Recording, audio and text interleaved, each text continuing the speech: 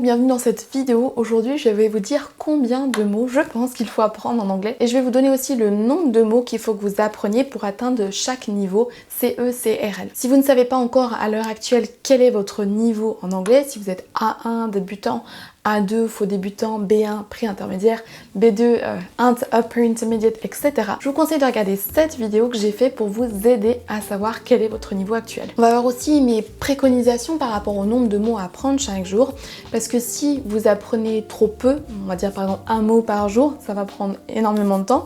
Si à l'inverse vous en apprenez trop, par exemple 50 par jour, vous n'allez que mémoriser par cœur, mais vous n'allez pas penser à vous servir de ces mots. Et là, au bout de 2 semaines, vous allez arrêter parce que vous saturez. Donc l'important est de trouver un juste milieu, de ne pas en apprendre trop peu parce qu'on n'avance pas bien vite, ni trop parce que sinon c'est le risque de faire un burn-out. Sachez qu'il existe en anglais environ 1 million de mots et que chaque jour, il y a de nouveaux mots qui sont intégrés à la langue anglaise. Je vais vous faire prochainement une vidéo sur ce sujet que je vous mettrai en lien juste là-haut.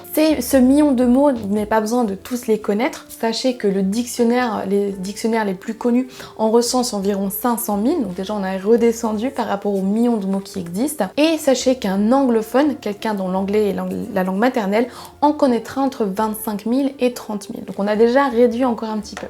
Vous n'aurez pas non plus besoin d'en apprendre autant pour parler couramment anglais, c'est ce qu'on va voir juste après. Sachez par exemple que Shakespeare n'a utilisé que 31 534 mots différents dans ses poèmes, alors que ses poèmes sont écrits avec un langage assez riche et varié.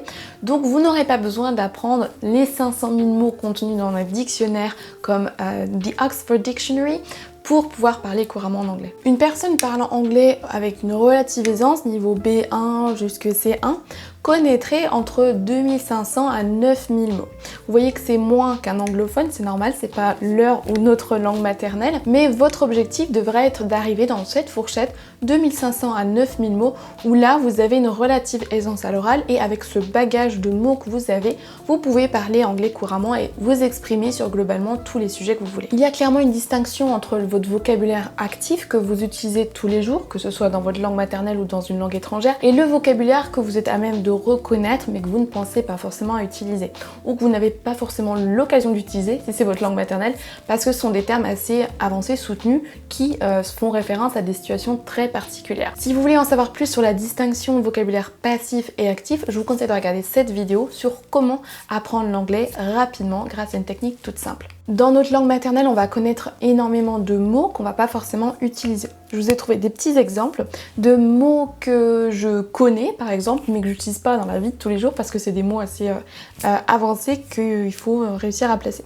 On a les mots obséquieux, madérisé, holistique, dichotomie, antépénultième. C'est des mots que je connais qui sont dans mon vocabulaire peut-être passif parce que je les utilise clairement pas tous les jours. Il y a également des mots que je connais, que j'ai déjà entendus mais que j'utiliserai clairement pas moi-même parce que je suis pas exactement sûre de la définition. On a par exemple sérendipité, constupicience, laïus et bien d'autres. Vous voyez que dans votre langue maternelle, il y a énormément de mots que vous connaissez mais que vous n'utilisez pas activement. Lorsque vous apprenez une langue étrangère, vous n'avez pas forcément besoin de tous ces mots un petit peu soutenus, avancés ou qui servent dans des situations très précises que nous-mêmes, dans notre langue maternelle, on ne va pas forcément utiliser au quotidien. Une étude a été menée en 1964 par un monsieur appelé Dedier. Il a trouvé que dans la langue française, la moitié du temps, on a les 38 mêmes mots qui vont revenir. Ces mots sont être, avoir, de, je, le, on, vous, y, pour, aller, bien, du, etc. etc.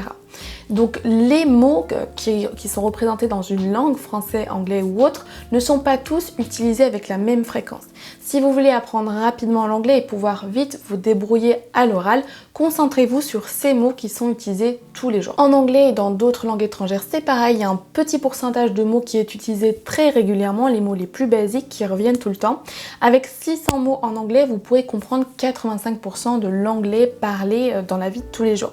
Ces mots les plus courants sont les pronoms I, you, on a les articles the, are, on a aussi des petites prépositions to, on a également not, that, of, what, tous ces petits mots qui sont vraiment le plus utilisés et qu'on revoit tout le temps, que ce soit dans des textes ou à l'oral en anglais. Si on repart un petit peu en arrière avec 250 mots, vous avez vraiment l'essence de l'anglais, tous les mots qui reviennent quasiment tout le temps qu'il faut absolument connaître. Il y a une petite liste de 250 mots que vous ne pouvez pas passer à côté parce que ces mots-là reviendront vraiment tout le temps. Si on élargit un petit peu, avec 3000 mots, vous connaîtrez 95% environ de l'anglais parlé. Vous pourrez vous exprimer et comprendre dans 95% des situations. On est d'accord, juste apprendre des mots par cœur, ça ne suffit pas. Il faut aussi savoir créer vos propres phrases, mais tout ça, c'est pour vous donner un ordre d'idée du nombre de mots qu'il va vous falloir apprendre pour pouvoir vous exprimer de façon fluide à l'oral. Un anglophone, on connaît entre 25 à 30 000 mots dans sa langue maternelle, mais c'est comme en français pour nous, et on n'utilise pas tous les mots qu'on connaît dans la vie de tous les jours. Donc ça, c'est du vocabulaire passif. On a 25 à 30 000 mots de vocabulaire passif. Il y a des études qui ont été faites par rapport à le vocabulaire actif que les gens utilisent réellement à l'oral au quotidien.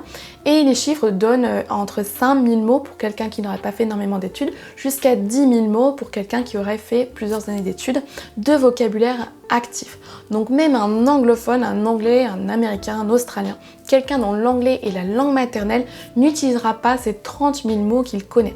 Il en utilise entre 5 000 et 10 000 au quotidien. Voyons maintenant niveau par niveau combien de mots il vous faudra apprendre, maîtriser, connaître pour pouvoir atteindre ce niveau et vous exprimer en anglais.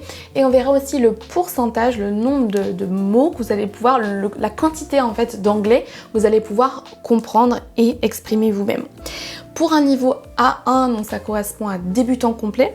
Débutant, vous êtes vraiment aux prémices, vous êtes au début de votre apprentissage de l'anglais. Avec 600 mots, vous allez pouvoir comprendre 85% de l'anglais en général. C'est ce qu'on a vu juste avant. Pour passer à un niveau A2, il va falloir ajouter 1000 mots supplémentaires. Donc ça vous donne 1600 mots en totalité. Ça nous donne environ 91% de l'anglais. Ensuite, pour le niveau B1, ça c'est pré-intermédiaire, c'est le niveau où vous commencez à être à peu près à l'aise à l'oral, vous pouvez exprimer vos idées même si c'est pas encore très fluide. Là, on ajoute 1100 mots, ce qui nous donne au total 2700 mots, soit 94% de l'anglais en général.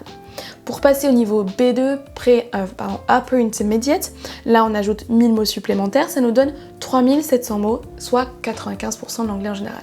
À ce niveau B2, et c'est ce que j'en parle en détail dans la vidéo que je vous ai présentée précédemment, à ce niveau B2, vous pouvez globalement exprimer tout ce que vous voulez, vous avez le vocabulaire nécessaire, le vocabulaire de base pour pouvoir vous exprimer sur n'importe quel sujet relativement simple et pas trop abstrait. Si vous voulez passer au niveau supplémentaire, C1 et au-delà, ajoutez 1000 à 1300 mots, vous arrivez entre 4700 et 5000 mots et ça vous donne 96% environ de l'anglais en général. Avec l'image qui apparaît à l'écran maintenant, vous voyez que les mots n'ont pas du tout la même fréquence d'utilisation en anglais et dans n'importe quelle langue. Il faut donc vous concentrer sur les mots les plus utilisés pour pouvoir progresser petit à petit. Utilisez et apprenez des mots adaptés à votre niveau et c'est comme ça que vous allez apprendre le mieux et le plus rapidement. Voyons maintenant le genre de mots que vous allez devoir apprendre pour chaque niveau. Si vous êtes au début de votre apprentissage de l'anglais, il va falloir commencer par des verbes, des adjectifs et des noms basiques qui vont vous servir tout le temps. Les verbes, on a par exemple like, want, come, work, les verbes avoir et être qui sont utilisés tout le temps, be et have. Pour les noms, on a des mots très simples comme life, people, home, water, day, thing. Pour les adjectifs, on a tout ce qui est big, small, happy, sad, etc. Les adverbes, on va tomber sur des choses qu'on a besoin tous les jours comme always, never, often, sometimes. Voyons maintenant le genre de mots qu'il faut apprendre pour passer au niveau intermédiaire B1, B2. Pour les verbes, on a des verbes comme overcome, highlight, empower. Pour les adjectifs, on a relevant, valuable, overwhelmed. Pour les phrasal verbs qu'on commence à apprendre à ce niveau-là, look for, get up, chill out, qui veut dire se détendre.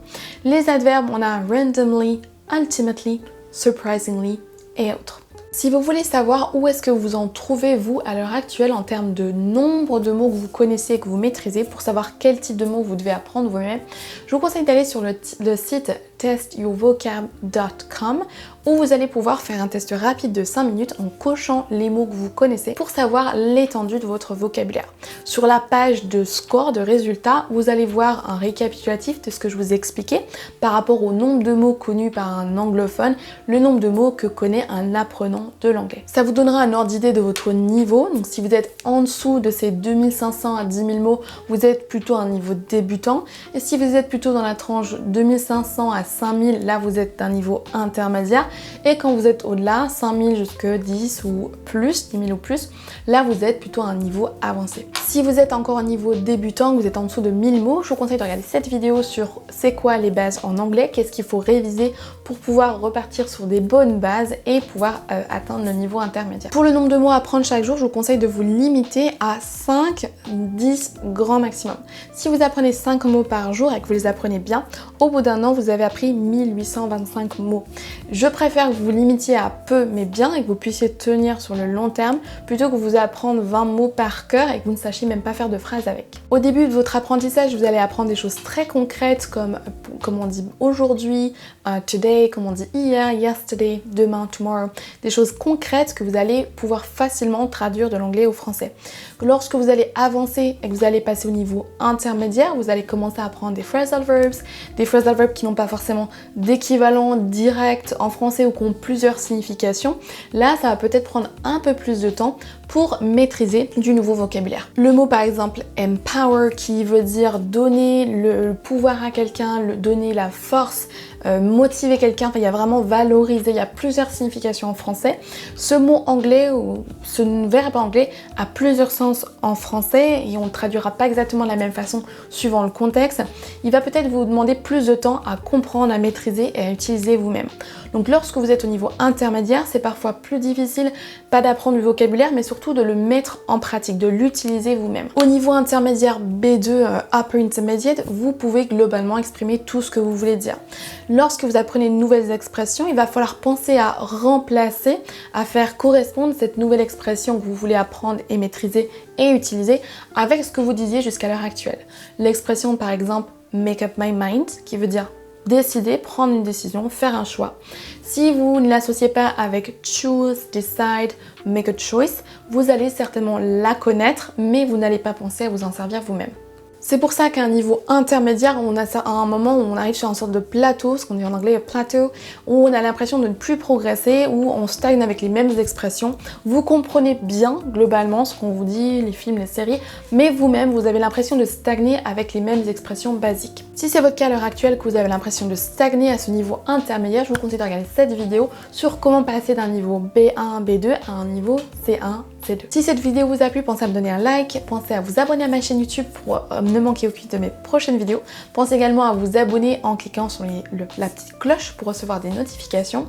Si vous voulez progresser, que vous avez un niveau entre A1 jusqu'à B1 et que vous voulez apprendre le vocabulaire pertinent pour votre niveau, je vous propose d'aller regarder les fiches PDF que je vous ai préparées dans la description juste en dessous.